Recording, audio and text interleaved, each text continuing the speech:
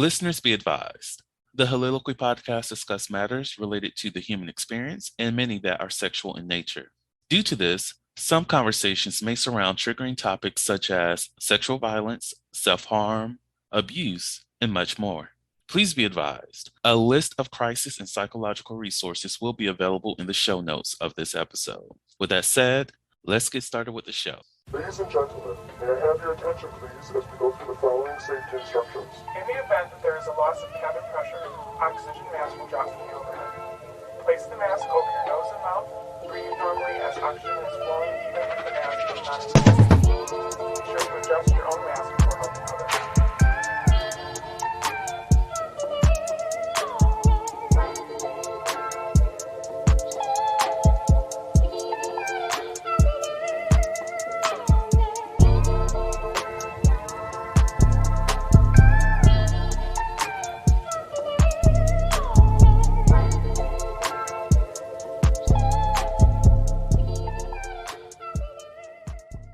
Hello, everyone. Welcome to the Soliloquy podcast, where we step out and speak on sexuality. This is your favorite host, Vernon T. Scott, also known as Slater Jackson, and for you freaky motherfuckers out there, Sebastian Adams. On today's episode, we're peeling back those layers, y'all. We're talking about mental health, and we're also talking about relationships. And I am blessed to have the sex therapist herself, Sharita. How are you doing today? Good. How are you? Doing pretty great. You know, we love you here on the Soliloquy podcast. If we didn't, you would not be having all these damn episodes. Look, it's going to be the year of Sharita. If you're not finding you a mental therapist, if you're not finding you a sex therapist, you're not finding anybody to help you do anything to improve your life, you're lacking. We got Sharita here, y'all. This is a blessing. Okay? Do better. Let's do great for ourselves. It's the year of Sharita, y'all. So here we are getting ready to dive deep into this.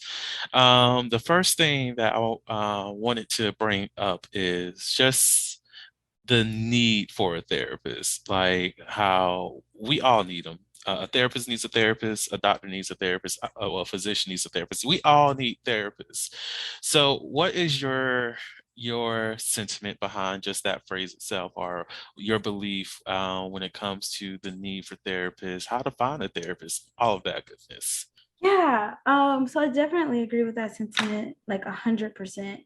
And because of just the stigma of mental health, it's always been seen as like, I only need a therapist if I'm like quote unquote crazy, or if I'm like super depressed, or I can't function like every day. And yes, of course, if you are having those issues, you do need a therapist, but also people who are able to function every day and just dealing with like just the everyday stressors, right? Especially as African Americans.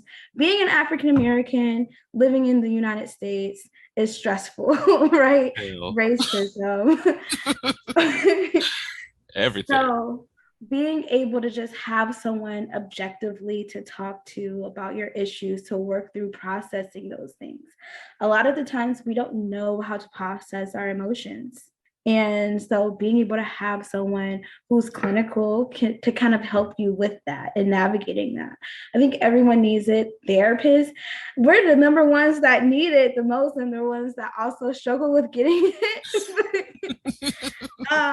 Because it's like, well, I know this information, but yes, you may know that information and still you're dealing with everyone else's issues. You're dealing with stress of your own. So of course, you also need a therapist. Of course, it's beneficial for you. So, yeah, and I would say it's really hard not to not to allow other people's situations to impact you. Like you can go into situations and be objective, listen to them, hear them out, give advice or whatever the case is, but you still walk away with that. Like it's like whenever you have conversations with your friends and you tell them everything that's going on, be it some relationship issues, whatever the case is, that friend is going to walk away with what you told them. And that's either going to be something that sits with them for a couple days, or it's going to be something that sits with them for months. Like I would prefer if it's something that only sits with me for an hour, that way I can easily get over it, but you never know. Like you have to bring yourself to a space to be like, okay, it's fine to talk to somebody about these things. And it's not to say that, you know, you shouldn't be talking to your friends and stuff like that, but you also have to recognize your friends are not your therapists. Your friends cannot carry all of that weight for you. It's easier to have somebody who has that experience who can carry that, but they're, you know, again, therapists need therapists. So as long as they're doing their part too, that's fine. But you know, having someone who specializes in this, who can help you maneuver through this, it's always a good thing. Like sometimes people give you advice through their own hurt, and you don't need that. Just because they had something that negatively impacted them when they were in a similar situation, that doesn't mean it's going to do that for you. So it's like, yeah, you need unbiased people to communicate with. And of course, for those who are who just don't believe in therapy, find somebody in who can help you, like a spiritual guide, pastor, priest, whatever the case is, if they do their job right, honestly, because you know there's some who will shame you. So make sure you have somebody who can feed your soul and not drain your soul. So I don't know. Yeah, and I think also when it comes to just people assume that therapy is, oh, you're just someone that I'm going to tell my problems to and I'm going to walk away. And Mm, there's so much more to therapy than that. I didn't go to school for 6 years to get my bachelor's and then my master's if it was just about talking to someone, mm, right? And so, yes, your friends are great. And also remember that your friends are connected to you, right? So if you were talking about your friend's ex-boyfriend and how he's trying to date you and stuff like that, you may not be able to talk to them about those things because they're connected to you. They know the person you're talking about. And they may not know how to actually process it, right? They could be there and listen to you, but they may not be able to give you tips and tricks on how to like, how do you process that feeling and those emotions that come with it? mm. Now you have me thinking about how would that session go if someone were to come to you about, oh yeah, my best friend's spouse was hitting on me and I just don't know how to process that, and I don't know how to communicate that with my best friend without them being upset and ruining our relationship. If someone were to walk up to you with something of that nature or in the session, is there anything that you would tell them, or would you require a lot more information surrounding that? Yeah, I would need more information about the relationship she has with her best friend. There's some people who say they meet someone in 2 days and say that's my best friend, right? And then there's people that's been my best friend for 13 years. It may be a different dynamic and different advice I would give based off of that. I would explore the relationship she has with the ex-boyfriend. Like, what is it that made him comfortable enough to feel like he could flirt with you, right? So there may have been some moments where boundaries were not set correctly with this ex-boyfriend for him to feel comfortable saying those things to you, right? And then if it really was a situation where, you know, just that off-handed thing, but she did want to really tell her friend about what happened, I would advise them to have like a session with the friend in or the ex-boyfriend together, and they can have that conversation in like a safe space if there was that fear. So I get that. I love that. That's a you see, look, this is why she gets paid the money to do what she does. This is what you call expertise. It's not something that easily comes to people. You really do have to experience this firsthand, seeing people, removing yourself out of the situations, looking at things objectively, find all the information that you can to make sure that you're giving them adequate, you know, advice on things, and even taking in, okay, so what is this person's mental state in terms of like whenever they do get bad news? Like there's a lot of things you have to like consider. Oh God, I'm just thinking about just crucial conversations with people.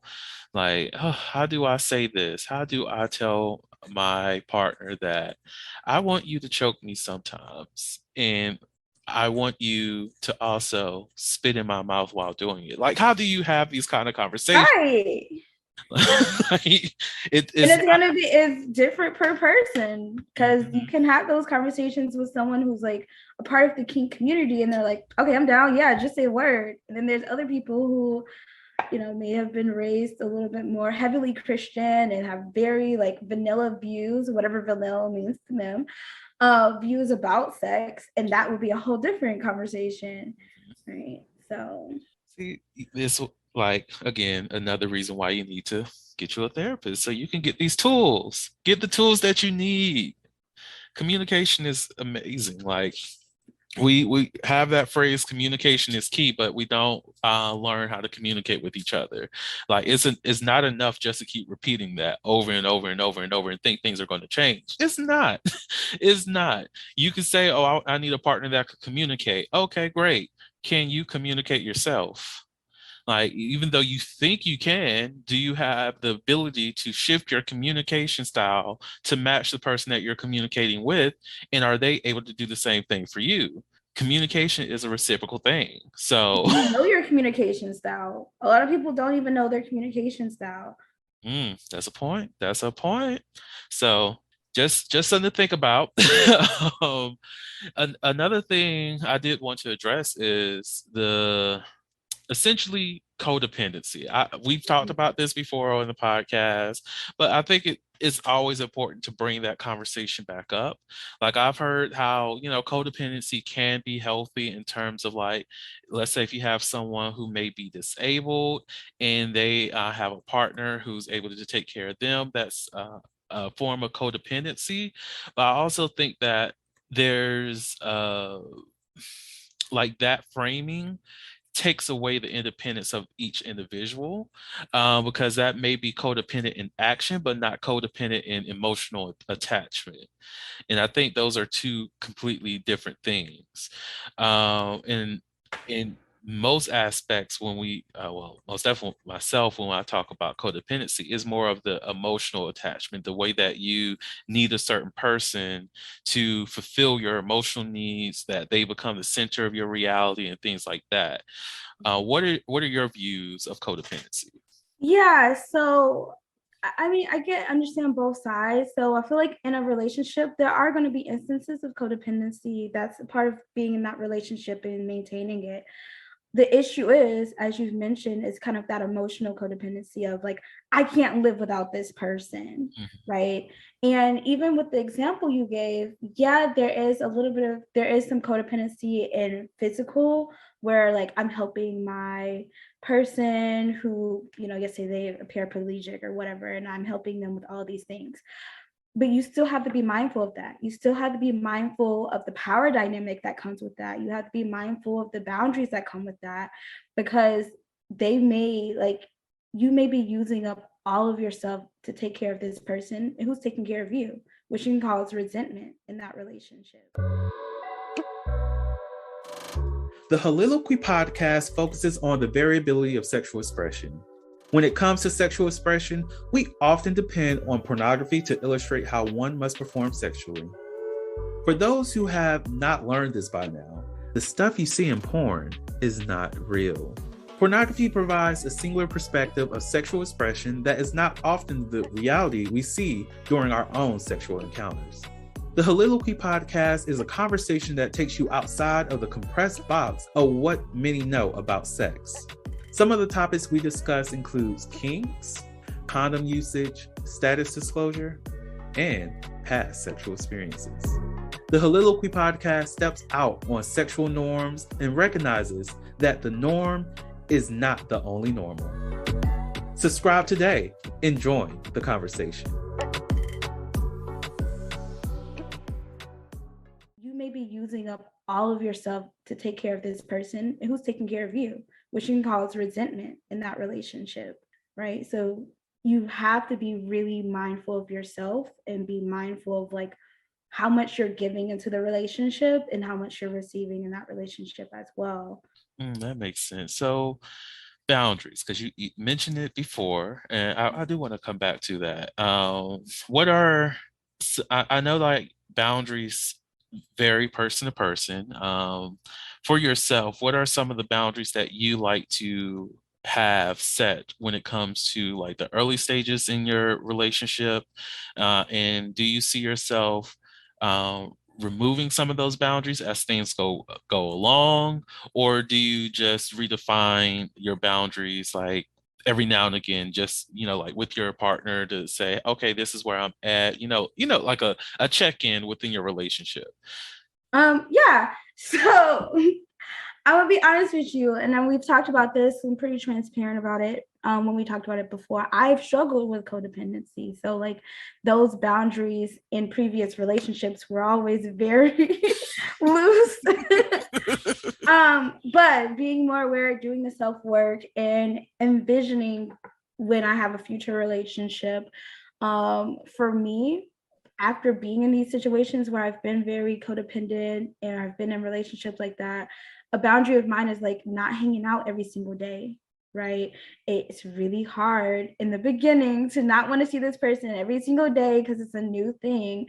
But I realized that in doing that, that kind of feeds into that codependency, right? I have to, becomes like a drug to an extent. Mm, Like you get that endorphin high every time you see this person. So you want to see them every single day. And then it's really hard then when y'all start to like separate for whatever reason. Um, my own boundary, not moving in with each other. This is just for me personally. Some people do it within 6 months, whatever works for them.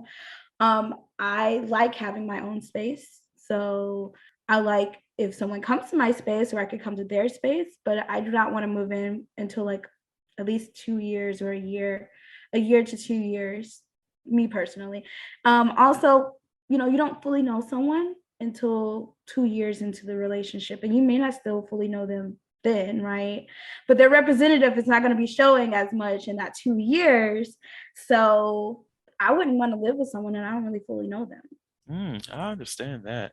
Um, so those are kind of my boundaries. Also, just being like, I guess it's subjective to the person I'm with, but just really being, when it comes to boundaries, being really aware of like if they're doing something that really bothers me, speaking up for it, making sure that when I speak up for it and it happens again, I set some sort of boundary of like, okay, well, now we can't hang out as much, or this is not working for me, whatever that looks like.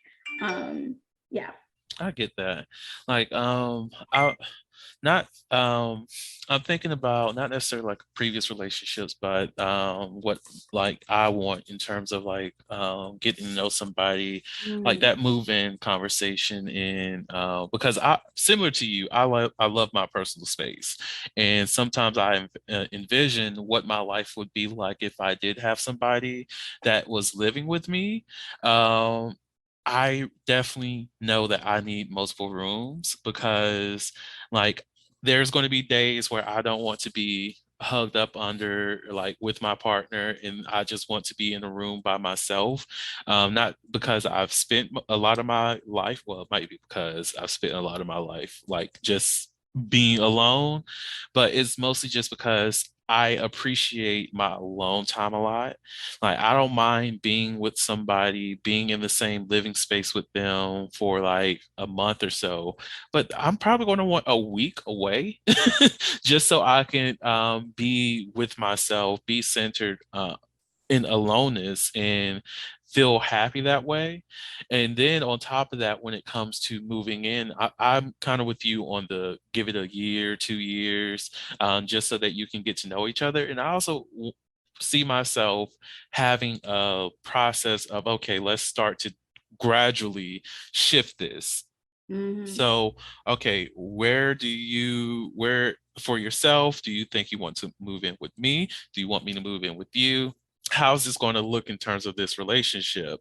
All right, well, let's give each other like a full year, 6 months to make this process a lot easier. I'll stay here a week, you stay with me a week, and then we, go our separate ways for the rest of the month or whatever the case is, and just gradually move the stuff over, um, find my own space within their space, or them, the other way around, and build that new foundation that way, because I know I cannot handle like an instant, oh, it's time to move in. Ooh, there's an adjustment period. Oh, yeah, definitely. Like I still would need a place to stay on my own. Like I have to have that alone time. Like I have to. So, how many rooms in your future house, your final home, do you feel as though you would like to have? Just all together. If I had a partner, Yeah. I would. So if I had a partner, I would want to have at least like 6 rooms all together in the Ooh. house. That way he can have, or he, she, they can have some rooms to themselves in like their own little. I want to have like a little basement area just for me, and they have their own little basement area for them. Um, and then we can have our bed that we share in separate rooms for beds, just in case, sometimes people get into arguments or they don't want to sleep together. I transparent, I snore. So someone, I can imagine someone not wanting to like actually sleep and deal with me snoring, or like some people like to sleep with the light and TV on, and I have to sleep in complete darkness. So we can have a room that we just are intimate in a room where they can sleep separate. We can sleep separately, and then have our own kind of just like separate departments in the house. That would be beneficial. So in those moments when you're having those arguments and you need that alone time, and it could be set up. I haven't really thought about it until now, so I'm sorry if I'm rambling. It could be set up where it's like, this is set up like it's all set up downstairs, that like I have the whole downstairs for myself if I want, and then they can have like the middle level just for themselves if they want. And then we can like share, we could come down to each other's spaces. That sounds cool. I like that. I like that. I've been thinking about it in stages.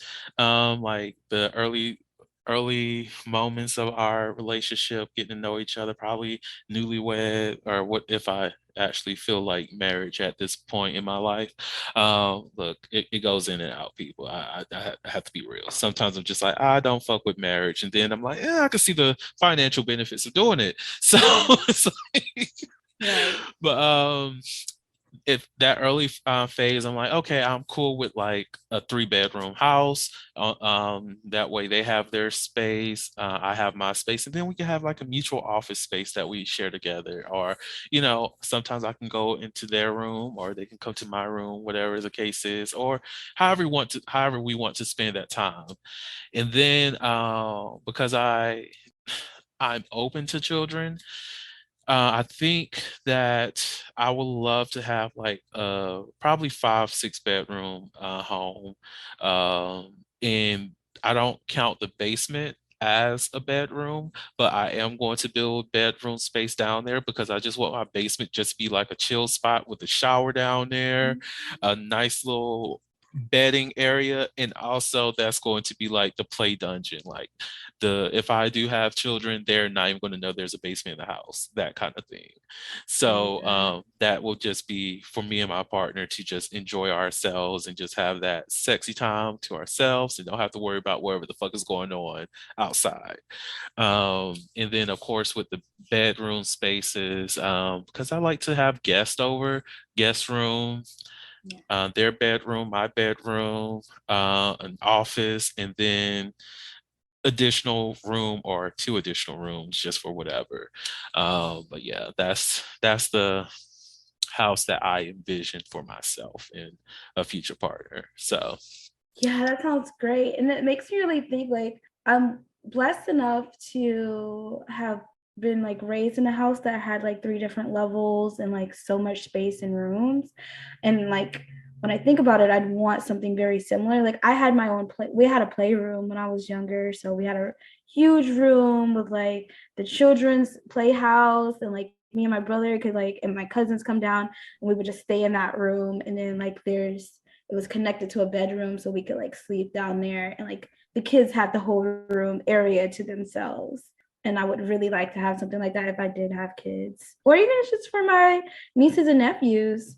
Ooh, yeah, I be forgetting that I do have those. Yeah, don't think I'm a horrible uncle. I love my nieces and nephews. I just, I be slacking, okay? Let me be great, okay, people? Judge me tomorrow, not today, Lord.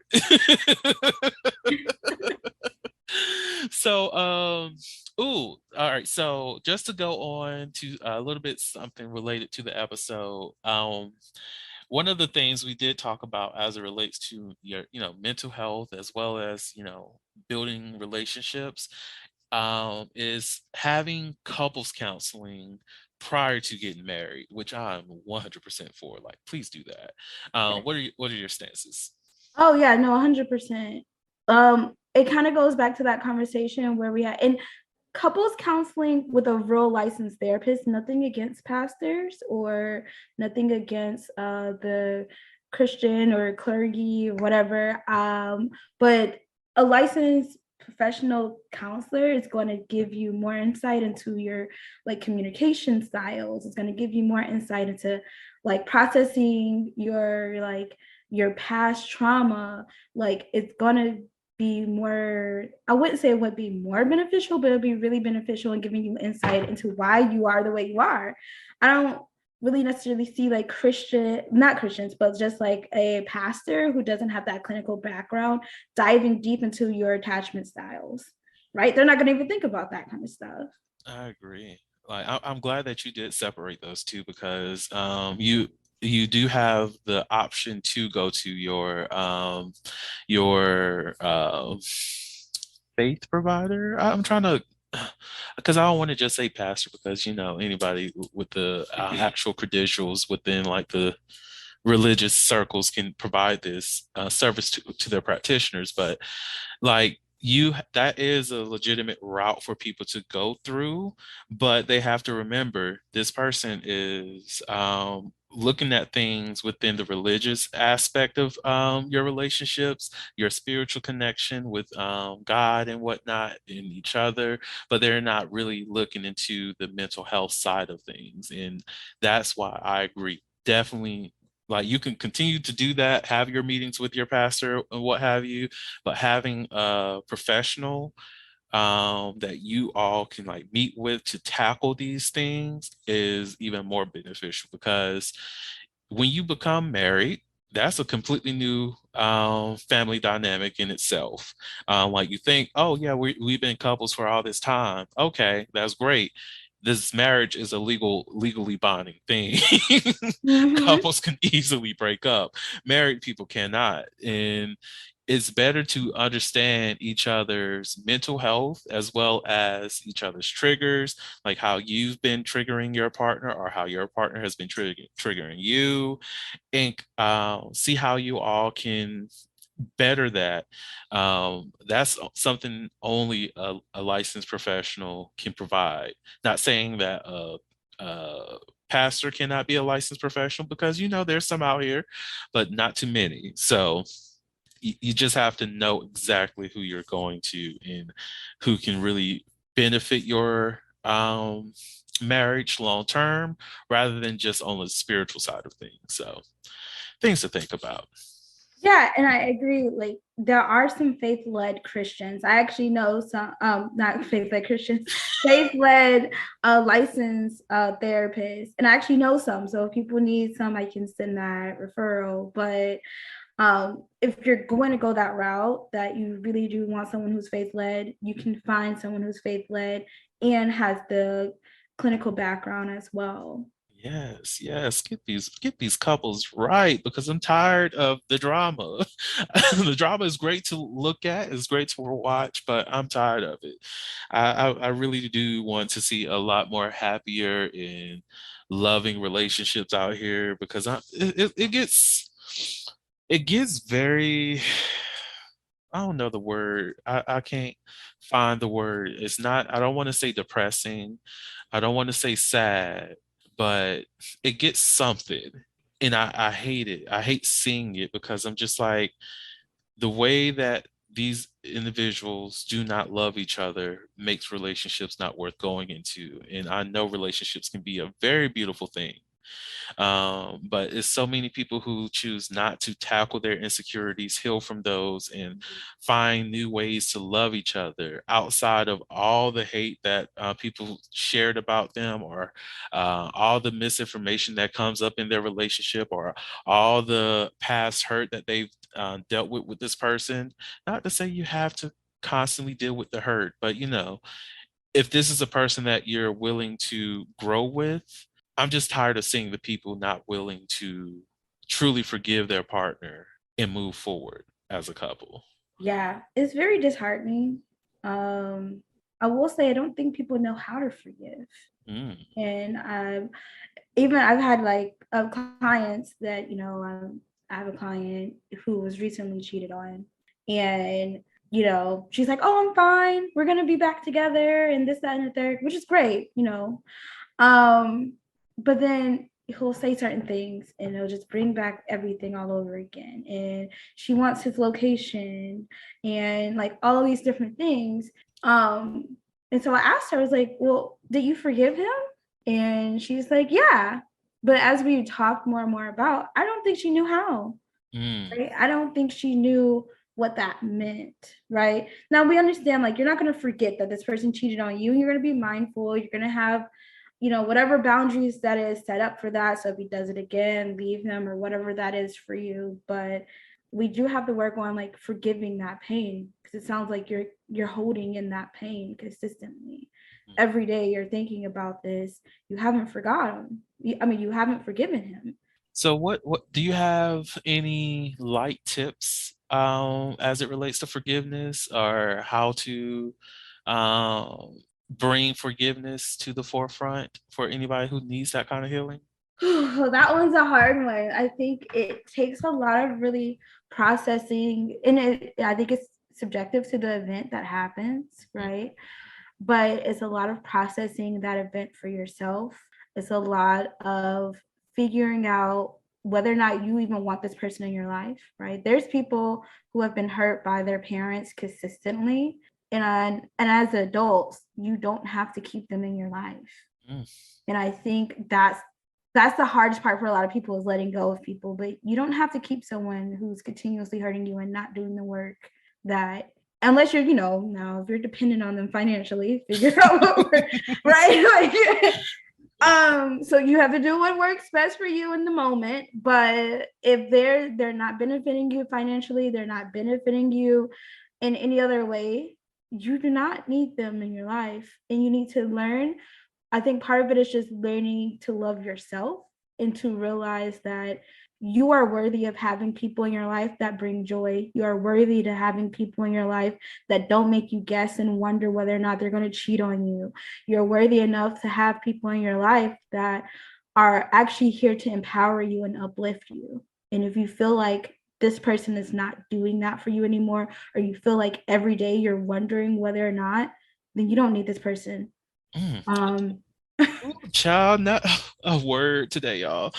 I would love to just be like, that's the end of this damn episode. Like, it's not, though, it's not. But then for forgiveness, I think everyone has their own way of doing it. I think for some people, they need something tangible. So there's something that's really cool that I had spoke with one of my clients to do. What we call it in therapy is like the open chair technique. And it's like there's a chair and you're just talking, you're pretending like you're talking to that person. Everything you felt, everything they did, you're doing that to that person. You don't have to do that. That may feel a little weird and awkward for you.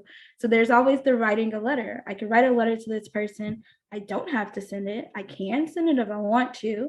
I can burn it, right? Having something physical for a lot of people is great, because it's like I'm physically seeing myself letting go of this situation and not worrying about it. Does that mean that situation is not going to come back up? No. There might be times later on in your life where it can. Forgiveness is one of those things that you're regularly working on, right? You're regularly processing, just like trauma. Oh, girl, not the trauma. Oh, child trauma.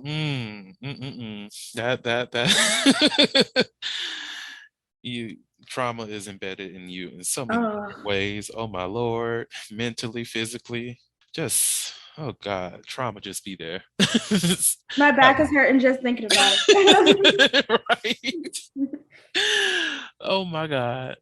Um, I'm still stuck on just knowing your worth. And like, I think a lot of people really do need to hone into that message because you do have the ability to allow whoever you want in your life. You don't have to accept people bullying you, disrespecting you, making you feel less than, all of that. You don't have to allow these people to remain in your life if you don't want them there. And like you said, if there's some financial things going on, or if you're dependent on this person for some reason, I get it. Figure some things out. Figure out a way that you can, ease your way into a different, state of being where you don't have to deal with that. Meaning, if that means finding a new apartment, finding a better job, finding something that will have you a lot more financially secure, do what you need to do. But your peace is all, just find peace and find happiness and find enjoyment in this life that does not have to be with, uh, you don't have to be subjected to ridicule on a regular basis, abuse, and all that other stuff. Like, just find something that makes you feel great and just keep moving in that direction, and not drugs or alcohol. One Yes, of those. exactly. That's substances. That's a false sense of happiness. That's all I'm going to say on that part. Um, the last thing I do want to talk about before we get into the sets questions is, uh, it's so far off, um, because I think I don't know if last season was the last season or what, but we did have a brief conversation about Love is Blind, Mm. and just the concept of how that show is in terms of like, um, these people don't know each other and they're in a very high speed process to getting married and whatnot. And one of the things that we were talking about as it relates to that show is like how each of those couples can really benefit from having a professional with them as they go through this process. So, what is your sentiment on that? Yeah, so well, I feel like Love is Blind for the most part is just, I mean, I mean it's not real love, right? It's like it's lust, it's kind of just like, oh, this person seems like a great person on paper kind of thing. And then like, oh, I guess I'll try it out. That's why none of the relationships last. It's really superficial.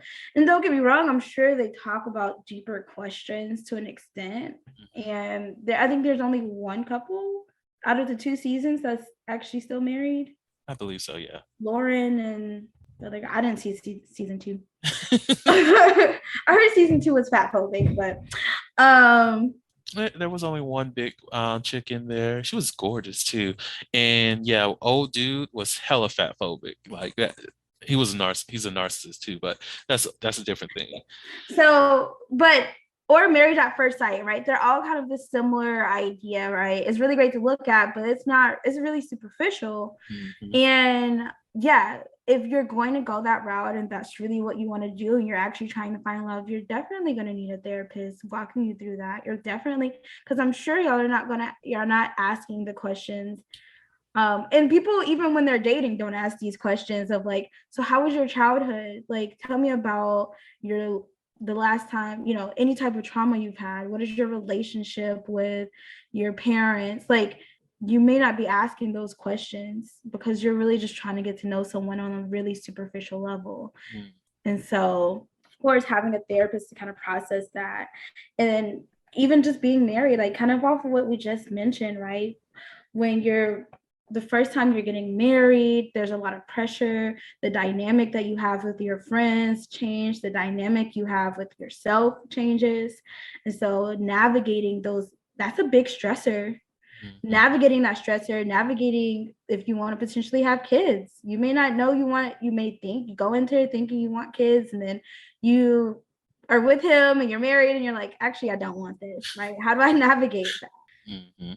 Like I love that you mentioned that both of those shows, actually a lot of these shows, are very superficial because like yeah, they do have a deep connection with these people. But that's a false connection, because they are, I feel like it's, in a sense, like every time I watch the show, I'm like, are these people going through some shit? Like, I feel like they are waterboarding these people off camera, because I'm like, this is giving trauma bond. Is really giving trauma bond, because I'm like, even when they talk about it and they're just like, yeah, well, we've been in this experiment. I know they're not physically being harmed in any way, but it's just like the way that they talk about the experience with doing everything, it just sounds like you all went through some kind of trauma in such a way that you cannot really articulate everything that you've gone through, which to me seems like an issue. Like, even when it comes to connecting with people, even people I've met through like online spaces, I could communicate a lot better in our experiences together through an app than a lot of these couples on the show. And I'm just like, what's going on with y'all? And on top of that, like, I do like the concept that you can fall for somebody without seeing them, but they don't build on it. They just think that, okay, you guys see each other, you propose, you like the visual with the personality that you got to know beyond the wall, and let's go with that and see how you all, mesh. But they don't have anything that helps them with building blocks. It's just, oh, we're just going to go to this stage, that stage, and then we're done. There's no outside third party that comes in. Okay, hey, look, we're going to be moving you into a home together so that you all can see how you two mesh. What is your living styles like, and what kind of things, like, do you prefer to do dishes? Do you prefer to wash clothes? Like, how do you like your living spaces? Is there a certain scents that you don't like? Is there certain fabric softeners that you don't like? Like, having these real ass conversations with people before they even push them into that. But it's just like all of this is so forced on these people that, yeah, it's just giving trauma bond. Well, yeah, and it may not be physically harming, but definitely emotionally harming, right?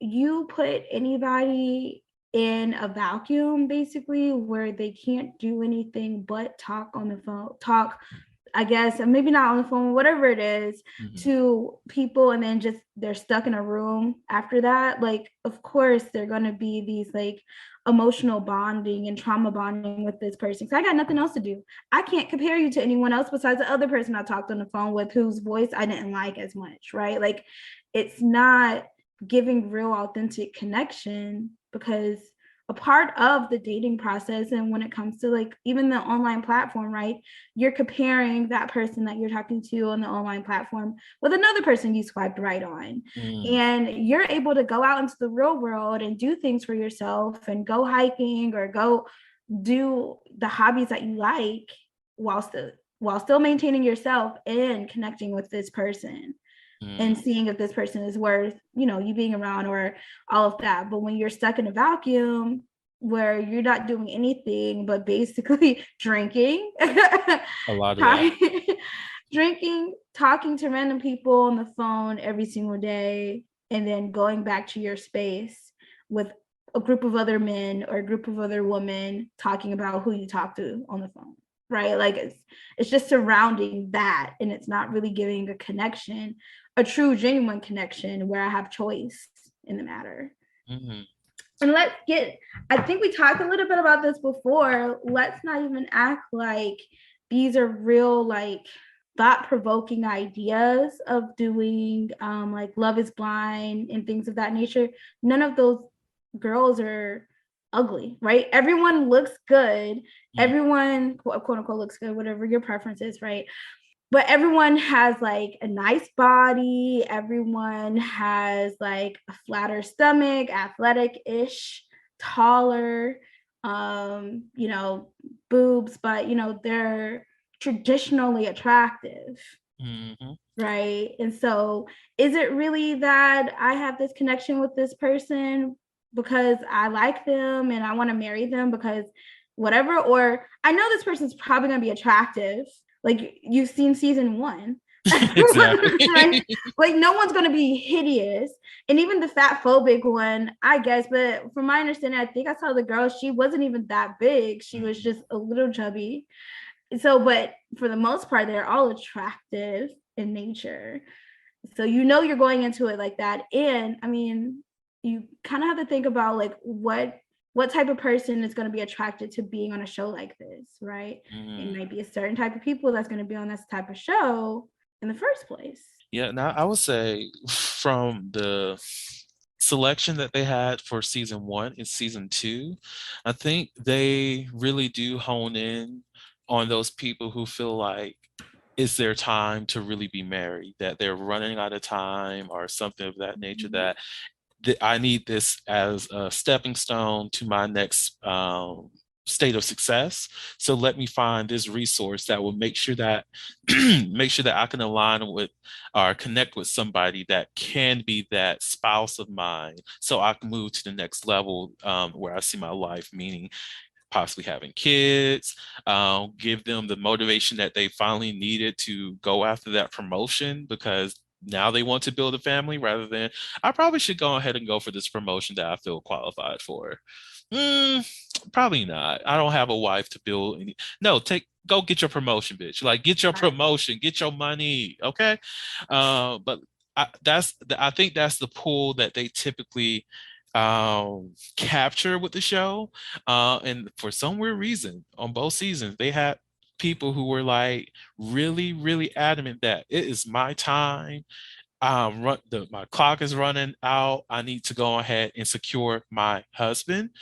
One of them, she grew from it. The other one, I'm sorry, sis. I hope she's doing better these days. But that reunion, she was not done with it. That was season 1. Y'all know who I'm talking about. Yeah. So I mean, I think it all plays a part in that, right? If I'm gonna try to look for a connection, and force a connection in my head, because this person seems like it's like a little bit of settling, right? This person seems like, okay, I like talking on the phone with them. I guess it'll work. But you think about a relationship and you think about intimacy, a part of intimacy is doing shared activity together, right? You don't get that. You don't get to see how this person acts in traffic when it's like when they're yelling and they have road rage. You don't get to see, and then that's a part of knowing someone for years too, right? But you don't get to see how they react when a family member passes away, or when they are really stressed out and they, overworked or whatever, and they stop talking for a couple of days. You don't get to see that aspect of that because you all are living in a vacuum and you're not dealing with any stressors to that extent. It's taking away all of the factors and actually really getting to have a genuine connection with someone. You're right. And that's like, even I think about season 2, the social engagements or even little bachelor parties. Like, it's the reality TV effect. You're not going to be in a restaurant by yourself. You're not going to be in these public spaces alone and no other people around. So you have to you have to know who these people are. Like, you really do have to look at people in different settings, like you said, in the car, if they have road rage, how they treat somebody who's like waiting staff or what have you when you go to a restaurant. These things are important. This allows you to see who's the person that you are planning on marrying or have already married. Like, I get some situations don't pop up because, you're not going to be in every single situation in life, but the ones that you do get, the ones that are most common are the ones that are most needed, essentially. Right. Plus, people know that they're being recorded, right? So it's like, of course you're gonna get nothing but the good side of me because I don't want America to hate me. Like, what are we talking about? Exactly. Then that one guy, I think that's what I said. I heard about Love is Blind. I guess that guy who was fat phobic, he was a jerk, but I think that was the role he was playing. Like, if you really sit back and look at it, you're being recorded. You know that people are going to perceive you a certain way in how you're acting, right? Like, that is the role you play. When you think about the Real Housewives, people hate Kenya but she brings a lot of people to the show because that is the role she plays. That's true, and I agree. I think that with him, his name is Shake. With Shake, he came onto the show in order not necessarily make himself a little bit more popular, but to play a role, and he ended up actually falling for somebody, and that scared him. And because of course this is me projecting, but because he lost out on something that he could have had, that just made him double down on it even more, because he didn't want to have that realization that I could have had a beautiful thing and I fucked that up. And this person doesn't like me. And now I have to sit in that space of I may actually be a bad guy. I may be a jerk and I may have mistreated this person this entire time. And I don't know how to handle that. So I'm going to make a joke out of it. I'm going to act like I'm not hurt, because even at the, like, I remember seeing that episode for the first time when Deep D was just like, yeah, I don't want this, and walked away and left him at the altar. The pain on his face, you could see it. Like, that's the crazy thing. You can see that he was legitimately hurt by her leaving him. And he just did his best to try to bury that feeling and not express it. And I was like, And then looking at the reunion of it, and I'm like, okay. He's just going to play that character as though he's not hurt, when deep down you could tell this man was definitely hurt. But yeah. On that note, you ready for some sex questions? Yeah. All righty. So here's the first one. What playful prop that isn't an actual sex toy have you used to heighten your pleasure, and how have you used it? Isn't a sex toy? Right. Now, that's going to make me think too. Oh my God. I guess we could, like, silk ribbon. I mean, are we considering that a sex toy? I don't know. I would say no, because you don't you don't see that in a toy shop. You can find rope in a toy shop though. But can you find silk ribbon? Okay, I guess. I'm trying to give you something. So, I mean, yeah, I guess silk ribbon, if we're gonna go with something, because technically you can use it outside of sex. I guess a good one would be like a chair, but I feel like chair is too easy. Like, right. I want to dig deep and see, like, what have I used, and if not, what can I use? Oh, actually, so I think I told you about the workshop that I was planning on, that I'm doing next year, right? Yeah. The one that for us. Yeah, Valentine's Day. Yeah. So that will be something like I tried it with somebody, not necessarily like during sex, but just get their response with it. And I use car keys and her keychain, and use that to like do some kind of sensations with her. Stuff. Yeah. And I literally asked her, so how did that make you feel? I told her, if I were to kiss your hand right now, how would you react? And how did this experience make you feel? And she was like, you know what? I'm too wet right now. And I was like, well, okay, cool. Look at that. So I will count that as mine. Oh, yeah. Okay. Yeah. That sounds like a good one. Oh, now I'm thinking like, so yeah, my mind is racing. Like, I have crystals, so now I'm like I've done crystal stuff, not like inside of me, but like on my body, or like candles. Everyone does the candle thing. Yes, with the candles. So crystal play, I'm here for it. So how was that? It was cool.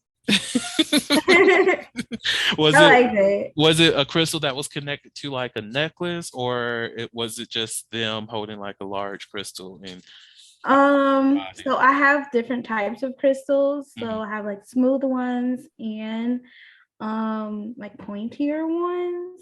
So like while getting like a massage, kind of like doing that sensation on my back was really nice. Ooh, I like that. I need to give you some more crystals now. Oh my God. Oh, sensory play with crystals. Yes, Lord. Oh, let me add that to my list of things I'm gonna do. Oh my God. Okay, you ready for another one? Mhm. So, have you ever slipped away to pleasure yourself in a place you weren't supposed to? No, Really? I've thought about it, but no, actually I haven't. I have. Does that work? I guess you can't say it. Low key, I almost did it at work before. Most definitely when I just had like my own office, I thought about it. I was like, I could technically masturbate in here. But then I was like, but my office space is like very open and everybody can see me. Let's not do Yeah, that. And then I never knew where my supervisor was. So I didn't want to like be like rubbing on myself a little bit. And then he just opens his door and I'm just like, well, there we go. yeah. But like, if anything, I'm not going to whip it out in my office, but you do like a little, like just deep petting on myself, Mm. rubbing on the thighs and everything, because that's just that's a good feeling. But I did masturbate in a public library, no, a school library once. Like, it You would have was got caught. You would have been a sex offender. it was a university. It was at the Um, collegiate level. I was on Augusta University's campus, like in 20. I think this was 2012 during the summer, and I was there doing homework. And then I decided, let me go on Tumblr because I'm bored. And when you read a lot and you just want to break from reading, yeah. so I was like, let me go on Tumblr. And I was not thinking about the fact, well, or was I thinking about it? But, anyways, at the time, Tumblr had all the great porn. Porn. Yeah. Back when Tumblr was great. It was great. So I'm over here scrolling through Tumblr and I see, oh, okay, I'm getting a little bit aroused. Let me go ahead and click on this person's page and follow the damn rabbit hole. So I minimized the page, looked around, made sure nobody could see me because I was already in kind of a back corner, but very open. So if anybody walked up on me, they could see what the hell I was doing. And I just was over there rubbing on that thigh, rubbing on the dick, and kind of masturbating without actually taking it out. And it was a interesting and wonderful experience. That's like the limit of my exhibitionist mentality. I'm not trying to do more than that, but that shit was fun. Yeah, I don't think I've had any like, I've masturbated at like a family member's house. Like, oh, you know what? So one time, back in college, I was in this like peer educator group or whatever, and we went on a trip to Florida or something, and I shared a room with someone who I thought was like super cute, and I masturbated there while they were in the room. Oh, okay. Scandalous. I love it. I support. I support. Look, you have your own space so you can do whatever the hell you want to do. Yeah. Stay over there in your bed. Unless you're trying to join mine. Wait, listen. Let me find out. Hopefully the person will never hear this podcast and it will never be. Well, go ahead and say their name. Say that. No, we're not doing that. All right. On that note, thank you so much, Sharita, for coming on to the podcast. I greatly appreciate you. Do you have any last words that you'd like to share with the audience? Love yourself. Ooh, hey, that works for me. Love yourselves, people. But thank you all so much for listening to the Soliloquy podcast, where we step out and speak on sexuality. Just in case no one else told you this today, you are beautiful, you are worthy of happiness and joy, you are enough and then some. You may not live up to the expectations of others, but that is okay. You are only required to walk in your own shoes. May each day you live lead you towards abundance. With that said, love you all and see you next episode. Bye. Bye. Thank you for listening to the Soliloquy Podcast, where we step out and speak on sexuality. You can subscribe to the podcast through your favorite podcasting app and find us on the web at www.soliloquy.com. That's www.heauxliloquy.com. Share the podcast with your friends and join the conversation.